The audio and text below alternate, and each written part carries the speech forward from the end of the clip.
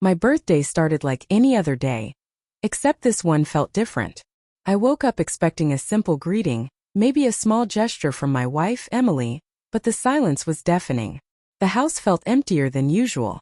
I tried to shake it off, thinking she might be busy, but deep down I knew this wasn't ordinary.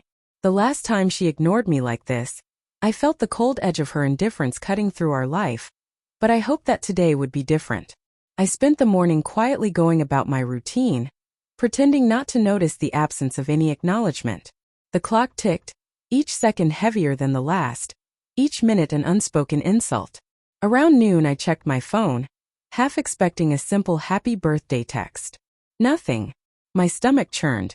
I had planned a low-key day, nothing extravagant, just a little attention, a little warmth. And she couldn't even give me that.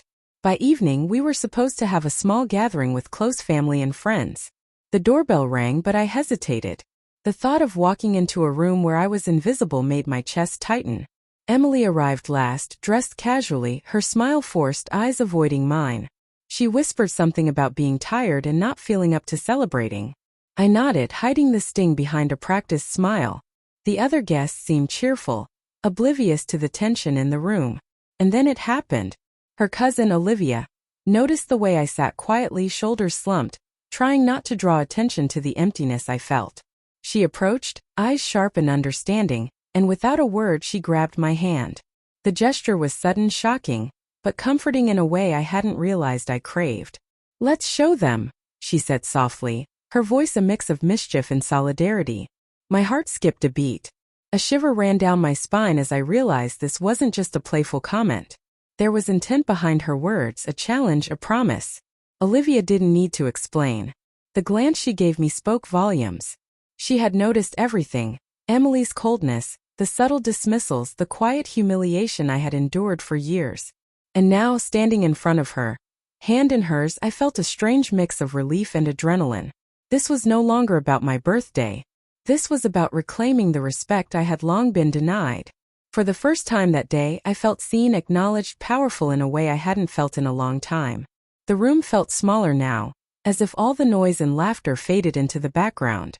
With Olivia's hand in mine, I felt a surge of confidence I hadn't realized I was missing. Her gaze was daring, teasing, but protective at the same time. It was clear she wasn't just playing. She understood the situation better than anyone else in the room. And Emily, well, Emily's eyes had finally found me, wide with surprise, maybe even a hint of guilt. We moved through the crowd, subtly drawing attention.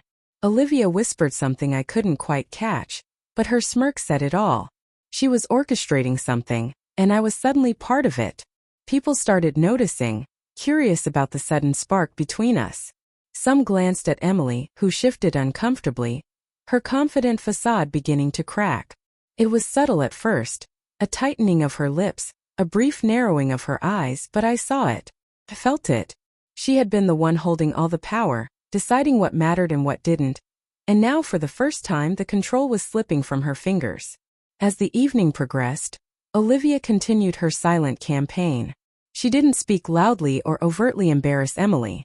Instead, her actions were precise, small gestures, the kind that subtly highlighted the contrast between attention and neglect, warmth and coldness.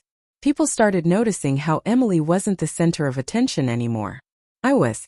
And for the first time in months, maybe years, I felt alive, noticed and wanted.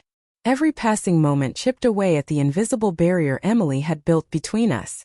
Later, in a quieter corner of the living room, Olivia leaned closer. "You deserve better," she murmured, her eyes locked onto mine. Her words weren't just sympathy, they were validation. For so long I had questioned myself, replayed moments of rejection, wondering if I was overreacting, imagining things. But her words confirmed what I had always known deep down. I had been ignored, overlooked and undervalued. And now, with her subtle guidance, I could reclaim my place, not just at this party but in my own life. Emily tried to approach, her voice slightly trembling. "Are you okay?" she asked, but her words sounded empty, rehearsed, desperate. I looked at her calmly, a slight smile playing on my lips. I was no longer the man who sat quietly, hoping for scraps of attention. The warmth I felt from Olivia, the unspoken understanding, had shifted something inside me. I wasn't angry, not really. I was powerful, aware of my worth, and ready to take control of the narrative she had tried to dictate for too long.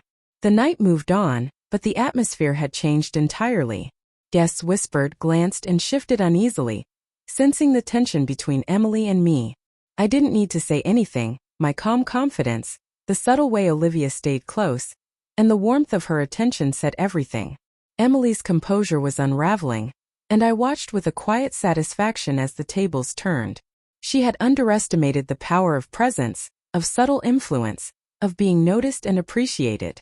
By the end of the evening, I realized something had shifted within me. It wasn't just about Emily ignoring me on my birthday. It was about years of neglect, subtle humiliation, and silent rejections finally meeting their counterpart. Acknowledgement, connection, and respect. With Olivia, it wasn't loud or dramatic. It was effortless, natural, a quiet counterbalance to the coldness I had endured. Every glance, every touch of her hand, every whispered word reminded me of my value, the worth that Emily had long ignored. As the guests left, Emily tried one last time to regain control. She approached me, her voice hesitant, almost pleading. I just wanted to make it special," she said. But it sounded hollow, rehearsed, too little too late. I looked at her calmly, feeling no anger, only clarity. "It was fine," I replied, my tone measured, my gaze steady. I didn't need to explain. I didn't need to justify myself. She already knew that she had failed to notice the one person who mattered the most. Olivia's hand remained in mine, her eyes meeting mine with unspoken understanding. "Let's go," she said softly, leading me away. The crowd, the party, and the tension behind us blurred into insignificance. I walked with a sense of liberation, a sense of agency I hadn't felt in years. Emily could watch, regret, or remain indifferent. I no longer depended on her acknowledgement to validate my life. The evening had revealed not just her indifference, but my own strength, and that realization was far more satisfying than any birthday celebration could have been.